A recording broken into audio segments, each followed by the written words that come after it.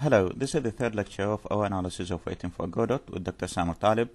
In our previous lecture, we saw how the writer was discussing the genre of the play and the complementary nature of the characters in the play, and also the implications of the name of Godot and the allusions that the writer was making to other plays. Today, as we said, we are going to deal with a very important theme in the play, which is the theme of waiting.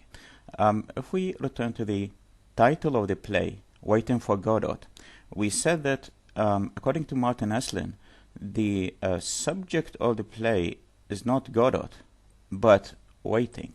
So this is the important thing. So in the title we have two parts, it's waiting and Godot. And Godot is not the main important thing, but rather the main important thing is waiting. And waiting is important because it is related to the idea of time in the play. So as you can see here, moreover, it is in the act of waiting that we experience the flow of time. And this is the important thing, the flow of time in its purest, most evident form. Time is a very important thing in the play, and more than once we saw the characters saying that whatever they are doing is just to pass the time.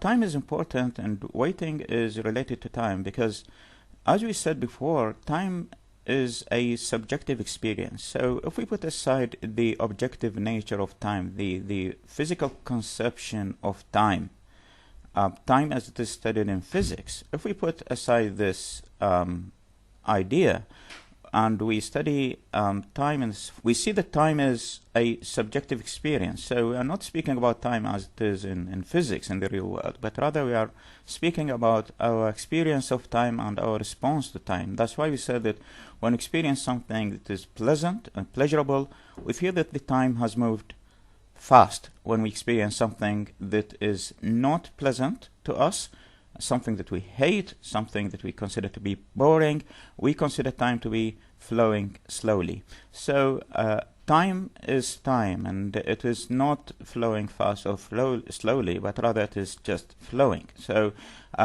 these terms indicate not what time is in real world, in reality, in nature, in physics, but rather how we respond to time and how we experience time. So when we are engaged in work, in hard work, when we are busy, we don't seem to notice the flow of time. We don't seem to notice the passage of time.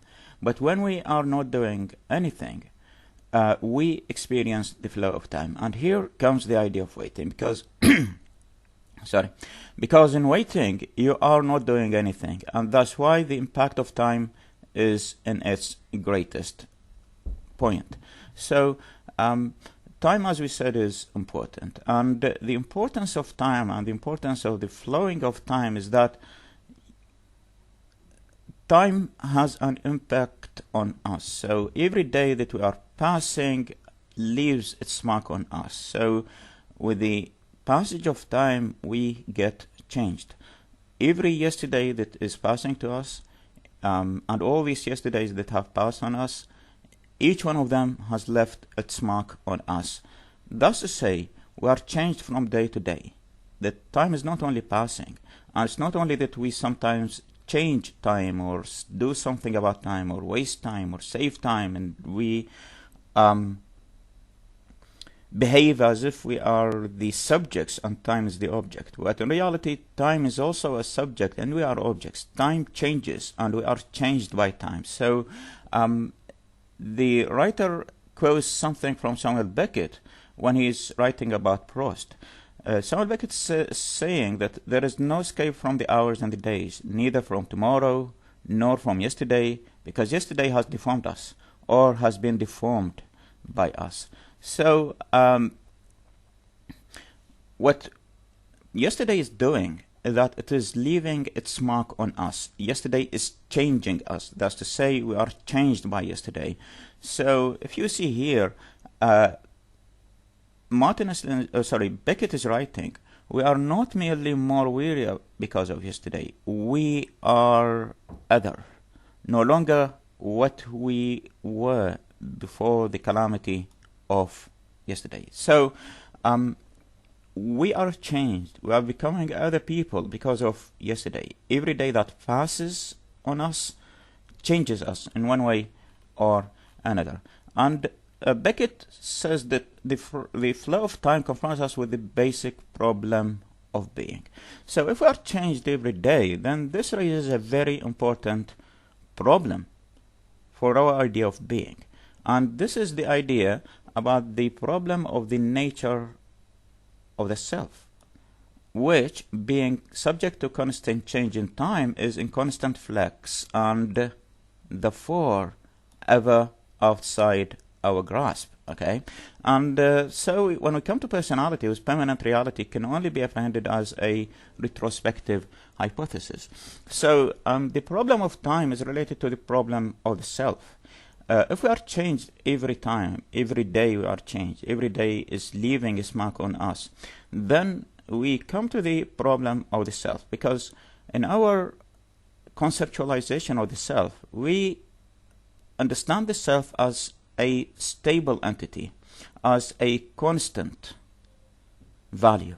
Thus, ourselves are the same. Like the person I am now was the same person I have been a year ago, and the same person I was 2 years ago, and so on. And it will be the same person and the same self that I will be a year ago from now, or 2 years, and so on. So we are understanding the self as being a stable constant, a constant value, something that doesn't change. But according to this understanding that Samuel Beckett is presenting about time, that time is leaving its mark on us, that time is changing us, that we are changed by every yesterday that is passing on us, that has passed and will be passing on us, then the self cannot be the same. The self is also, as he says, is in constant flux. So it's in constant change. And when we come to personality and we think that our personalities are stable,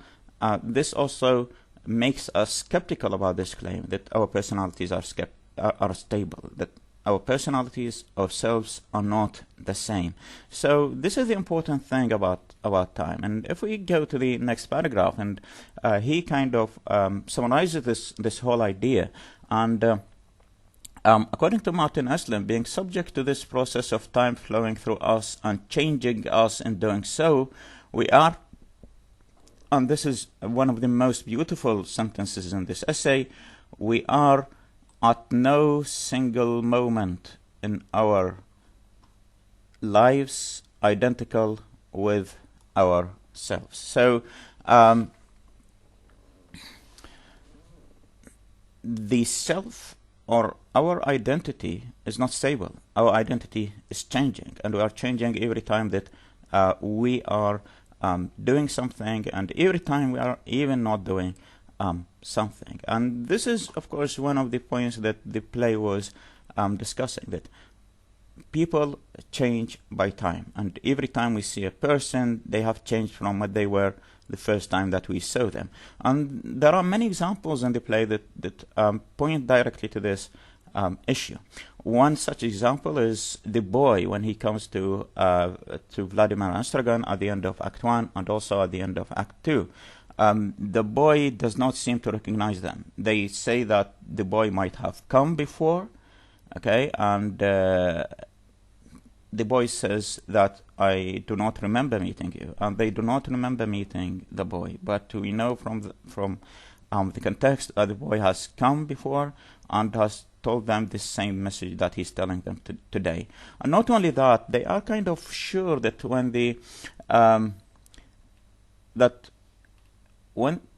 boy is coming tomorrow, they are sure that he is not going to recognize them. So as the boy leaves, Vladimir tries to impress it upon him. You are sure you saw me? Huh? You won't come and tell me tomorrow that you never saw me before. So they are sure that they are going to change, and by tomorrow they have changed, and by tomorrow the boy who is coming to them today will not be able to recognize them because they have changed. So and the same thing happens in Act 2, interestingly enough. in Act 2, the same boy comes, okay, and there is a reference in the French version of the play that the same boy has come in Act 2, and also the boy fails to recognize Estragon and Vladimir, maybe because they have changed.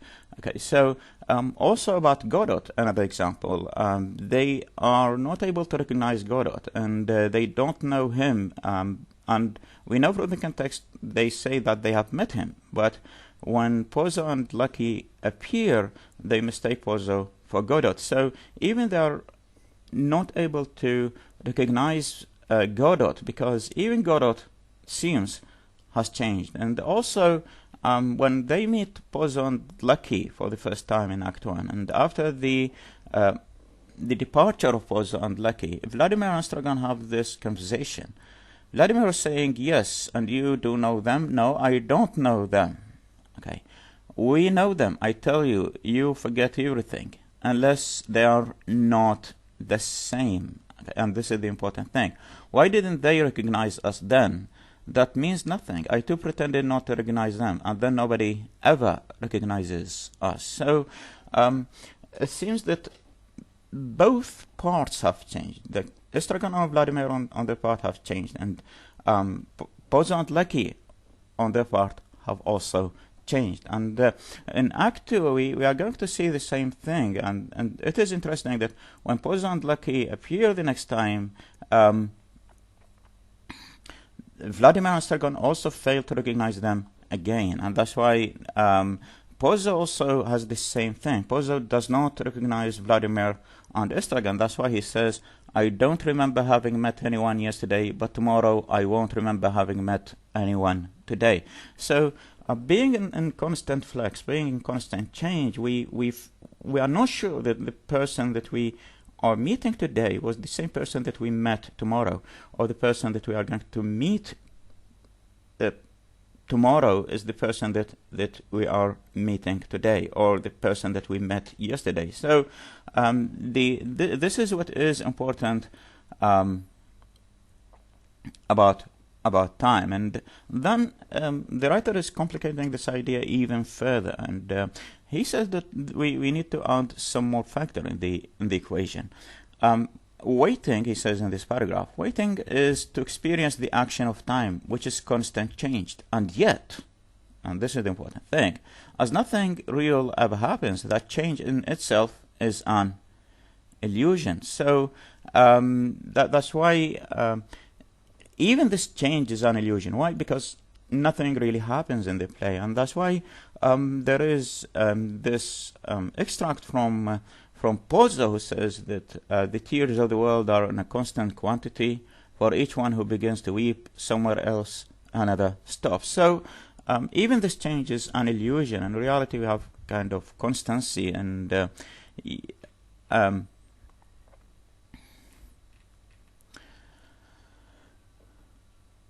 and as a result of that, when we come to the idea of hope, and this is another important thing, and if we try to link hope with time, we see Estragon and Vladimir live in hope. They wait for Godot, whose coming will bring the flow of time to stop. Okay, and so they are waiting. They are kind of stressed by this constant flow of time, and as we said before, they are doing everything they can in order just to pass the time, in order not to feel the impact of time, but they fail to feel the impact of time. So there is a passage in the play, tonight perhaps, and this is I think in the French version of the play, tonight perhaps we shall sleep in his place, in the warmth, dry, our bellies full, on the straw.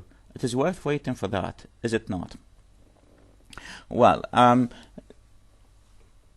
they are waiting for peace. They are waiting to leave this kind of homelessness. They are waiting to leave this constant state of hunger. They want to be satisfied. They want to have food. They want to have a bed to sleep on, and they want to enter into a haven. They want to arrive to a haven. Okay, and so sense of that's why I see waiting the sense of having arrived in a haven that Godot represents to to trumps. Okay, so they are hoping to be saved from the evanescence and the instability of the illusion of time, and to find peace and permanence outside it. So Vladimir and Stragan are waiting for Godot in this sense, in order for him to help them escape from this instability of time, in order to take them to a state of permanence, in a state of non-change, in a state where they arrive to a certain destination that they think it is over,